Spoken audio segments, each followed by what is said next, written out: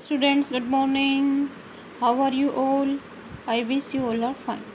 Today we are going to study worksheet number 21, New Education Policy 2020.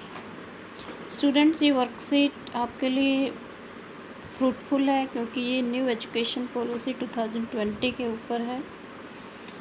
New structure of education 5+3+3+4 3 years in preschool and 12 years in school। जो ये new structure जो है education system का अब हो जाएगा 5+3+3+4। हमारी इससे पहले जो एजुकेशन पॉलिसी हो 1986 की है, उसमें स्ट्रक्चर है हमारा 5+3+2+2, लेकिन अब वो चेंज हो जाएगा। क्या चेंजेज है उसमें? फर्स्ट, उसमें प्री स्कूल बाल वाटिका होगी, जो होगी for children of 3 to 6 year. 3 to 6 year वाले बच्चे जो हैं वो प्री स्कूल में पढ़ेंगे, बाल वाटिका भी उसको कहेंगे। और age 6 to 8 year in class first and second, उसको हम कहेंगे फाउंडेशनल स्टेज, जो कि क्लास फर्स्ट और सेकेंड होगी। और age 8 and 18 years in class 3 to 5, उसको कहेंगे प्रीपरेटरी स्टेज। ये हमारी न्यू एजुकेशन पॉलिसी में किया है। और age 18 to 14 years in class 6 to 8, उसको कहा गया है मिडल स्टेज। उसके अंदर experimental learning in the science, mathematics, art, social science and humanities, वो होंगे हमारी मिडिल क्लास में, जो मिडिल स्टेज की एजुकेशन होगी। फिर आएगी हमारी सेकेंडरी स्टेज। सेकेंडरी स्टेज में होंगे बच्चे age 14 to 18 years in class 9 to 12। तो अब हमारा ये हो जाएगा सिस्टम, एजुकेशनल सिस्टम। तो इसमें जो है मल्टी डिसिप्लिनरी स्टडी होगी सेकेंडरी स्टेज के ऊपर, जिससे critical thinking, flexibility and students choice of subjects. अब बच्चों को चॉइस ऑफ सब्जेक्ट्स मिलेगी। अब एट प्रेजेंट तो क्या हो रहा है कि बच्चे 11th में जो फैकल्टी लेना चाहें, आर्ट, साइंस या कॉमर्स ही लेते हैं, उनमें से एक ही ले सकते हैं। लेकिन न्यू एजुकेशन पॉलिसी के अंदर फ्लेक्सिबिलिटी है, बच्चा साइंस भी ले सकता है, साइंस के साथ साथ वो कॉमर्स भी पढ़ सकता है, वो आर्ट भी पढ़ सकता है। तो ये बच्चे के लिए क्या है, फ्लेक्सिबिलिटी हो गई है, इससे काफ़ी फ़ायदा होगा। पहले बच्चे अगर मान लो किसी का इंटरेस्ट साइंस में है, वो साइंस ले लेते थे, बाद में उनका इंटरेस्ट अगर कॉमर्स में हो गया तो वो चेंज नहीं कर सकते थे। लेकिन अब बच्चों के पास 11th के अंदर अगर बच्चा टैलेंटेड है, मल्टीफेसिड है, और वो तो साइंस भी ले सकता है, कॉमर्स भी, आर्ट भी। ये इसका काफ़ी अच्छा बेनिफिट है न्यू एजुकेशन पॉलिसी का। और स्टूडेंट इसमें school exams will be held only for 3 levels, class 3, 5 and 8। 3 level पे एग्ज़ाम होंगे, क्लास 3rd में होंगे, 5th में होंगे और 8th में होंगे स्कूल एग्ज़ाम्स। और असेसमेंट कैसे होगा? अब तो क्या होता है कि हमारे पीरियोडिक टेस्ट SA1, SA2 ऐसे होता है, लेकिन फिर न्यू एजुकेशन पॉलिसी में क्या होगा, assessment will be shifted to a formative style में हो जाएंगे, एक्टिविटी बेस्ड हो जाएगा, which will test higher order thinking skills, critical thinking and question based on concept, मतलब कंसेप्चुअल नॉलेज के ऊपर इसमें ज़्यादा एम्फेसिस दिया गया है न्यू एजुकेशन पॉलिसी के अंदर। जो रोटन मेमोरी थी उसके ऊपर नहीं, जो कि एक अच्छी बात है। फिर है board exams will continue but these will be design for all round development. Board exam होंगे, लेकिन उसमें जो है ऐसा नहीं है कि सिर्फ हमारी बुक से रिलेटेड ही हो, इसमें बच्चे की ऑल राउंड डेवलपमेंट के बारे में क्वेश्चंस होंगे, उसकी पर्सनैलिटी डेवलपमेंट जो है देखा जाएगा, जो कि सिर्फ बुकें ही नहीं, उसकी ऑल राउंड डेवलपमेंट के द्वारा असेसमेंट होगी।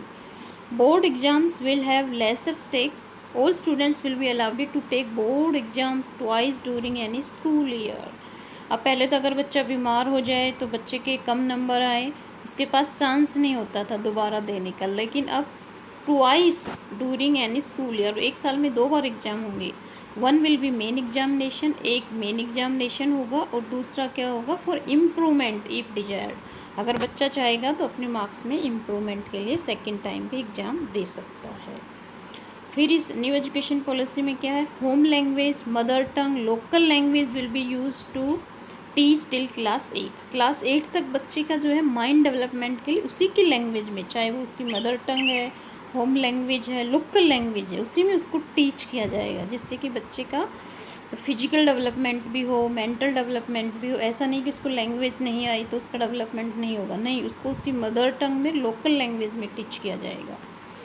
All subjects will be offered at 2 levels, और सारे सब्जेक्ट्स 2 लेवल्स पे होंगे। जैसे आपने देखा होगा, इसका एक्सपेरिमेंट तो शुरू हो ही गया है, हो चुका है, बल्कि 10th क्लास में आपने बेसिक मैथमेटिक्स और एडवांस मैथमेटिक्स के ऑप्शन देखे थे, for which beginning will be done with mathematics. Math के साथ ऐसा किया है कि जो बच्चा आगे भी मैथमेटिक्स में कुछ करना चाहेगा वो एडवांस लेवल पे लेता है, जिसका मैथ वीक है वो बेसिक लेवल का लेगा। तो ऐसे ही all subjects will be offered at 2 levels, for which beginning will be done with mathematics. फिर और इस एजुकेशन पॉलिसी में क्या है, school students will have 10 bagless days. देखो कितनी खुशी की बात है, 10 दिन आप स्कूल जाओगे बिना बैग के, बैगलेस डेज होंगे, during which they are taught a vocation of their choice. जो आपकी इच्छा करती है, मन करता है जो काम करने का, वो आप उसमें सीखेंगे, आप करेंगे, जिससे आपकी स्किल डेवलप होगी। ये जो महात्मा गांधी जी थे वो भी यही चाहते थे कि एजुकेशन में बच्चे को कुछ ऐसे स्किल्स सिखाना चाहिए जिससे वो आगे अपना कुछ रोज़गार प्राप्त कर सके। तो ये भी इस न्यू एजुकेशन पॉलिसी में है। अब जो है अब है हमारी main activity, letter writing activity. Write a letter to the principal of your school expressing your views about the new education policy. आपको लेटर लिखना है अपने स्कूल के प्रिंसिपल को न्यू एजुकेशन पॉलिसी के ऊपर आपके जो व्यूज़ हैं उनको एक्सप्रेस करते हुए। वर्ड लिमिट है हमारी 120 to 150 वर्ड्स। और देखो इसमें पॉइंटर्स भी दे रखे हैं, आप अपने लेटर में क्या क्या रखोगे। You may write about the following things you are excited about. जो न्यू एजुकेशन पॉलिसी के जो पॉइंट है, तो कौन कौन सी बातों से आप एक्साइट हुए, आपने ये भी डालना है लेटर में। Things that you are concerned about, जिसके बारे में आप कंसर्नड है, चिंता है आपको, उसके बारे में भी बताना है लेटर में। Any questions coming to your mind, या तुम्हारे माइंड में कोई क्वेश्चन है, कोई डाउट है, वो भी आप लेटर में पूछ सकते हो। तो बच्चों ये कौन सा लेटर, फॉर्मल टाइप लेटर है। और फॉर्मल टाइप में आप अपने स्कूल के प्रिंसिपल को लिख रहे हो तो उसमें एक ही एड्रेस आएगा, प्रिंसिपल का ही एड्रेस आएगा, क्योंकि आपको अपना एड्रेस नहीं लिखना है। यदि आपका भाई पापा जो स्कूल में नहीं पढ़ता, अगर वो लेटर लिखेगा तो उसका एड्रेस आता है, लेकिन ये लेटर आप लिख रहे हो तो इसमें सिर्फ एक ही एड्रेस आएगा, वो एड्रेस आएगा आपके प्रिंसिपल का। तो अब इस लेटर को हम कैसे लिखेंगे, चलो एक सैम्पल मैं आपको दिखाती हूँ। सबसे पहले आप लिखोगे टू द प्रिंसिपल। आपको ये ध्यान रखना चाहिए कि न्यू लेटर राइटिंग फॉर्मेट में हम सारी चीज़ें लेफ़्ट हैंड साइड में लिखते हैं, और जो है ये मार्जिन जो है लेफ़्ट साइड में जो मार्जिन है वो हम इक्वल छोड़ते हैं।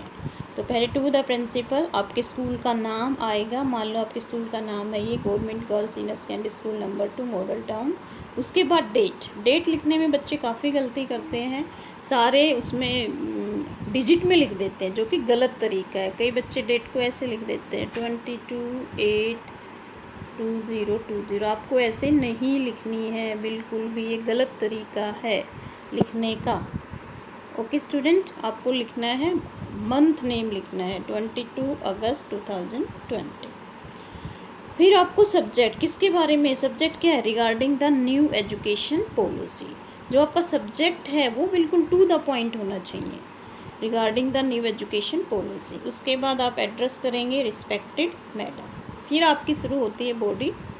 It is really a matter of joy that the new education policy 2020 has been finalised. बड़ी खुशी की बात है कि न्यू एजुकेशन पॉलिसी 2020 जो है वो फाइनल हो गई है और इम्प्लीमेंटेशन भी हो जाएगा।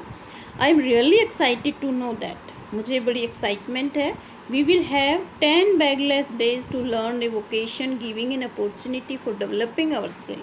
कि हमें 10 दिन बिना बैग के स्कूल जाएंगे और उससे हमारी स्किल डेवलप करने के लिए, तो इससे मुझे बड़ी एक्साइटमेंट हो रही है। I am a student of 10th A class, अब मैं 10th A की स्टूडेंट हूँ। So I am also excited about the new structure for secondary stage. Secondary stage पे जो नया स्ट्रक्चर आएगा मैं उसके बारे में भी काफ़ी एक्साइटेड हूँ। It will provide multi disciplinary study like art, science and commerce. मुझे अपॉर्चुनिटी मिलेगी कि मैं आर्ट भी पढ़ सकती हूँ, साइंस भी, कॉमर्स भी, तीनों फैकल्टी में पढ़ सकती हूँ। It's really good to opt for desired subject, अपनी इच्छा के अनुसार सब्जेक्ट ले सकते हैं। जैसे पहले क्या होता था, साइंस वाले बच्चे अगर हिस्ट्री पॉलिटिकल पढ़ना चाहे वो नहीं पढ़ सकते थे, अकाउंट्स पढ़ना चाहे नहीं, लेकिन अब हम अपनी डिज़ायर के सब्जेक्ट ले सकते हैं। तो ये बड़ी अच्छी बात है, मैं एक्साइटेड हूँ इस बात से, अच्छा लगा मुझे। At the same time I am concern about, लेकिन मैं चिंतित हूँ कि क्लास 3 और 5th के बच्चे कैसे एग्ज़ाम देंगे, इतने छोटे बच्चे will attempt exams and really and what form of formative assessment it will take, और किस तरह की एक्टिविटी, किस तरह का फॉर्मेटिव असेसमेंट होगा, इस बारे में मैं थोड़ी चिंतित हूँ। The only questions I have is related to the 2 levels at which all subjects will be offered, और जो सब्जेक्ट का 2 level बताया है मैं उसके बारे में भी मुझे कुछ ज़्यादा क्लियर नहीं है, डाउट है, which is a little unclear to me. I hope my queries will be answered through further discussion on the topic. ये जो क्वेरीज़ है मेरी, ये शायद हम बाद में बातचीत करेंगे इसके ऊपर, वो क्वेरी भी मेरी सेटिस्फाई हो जाएंगी। थैंकिंग यू योवर सिंसियरली, यहाँ पर फिर आपका नाम आएगा और यहाँ पर क्लास आएगी। एक बच्चे इसमें भी गलती काफ़ी करते हैं, योवर्स में आर और एस के बीच अपोस्ट्रोफी लगा देते हैं, वो आपको नहीं लगाना है। ओके स्टूडेंट, अब आई होप ये वर्कशीट आपकी बिल्कुल समझ में आ गई है। Okay student, have a nice day.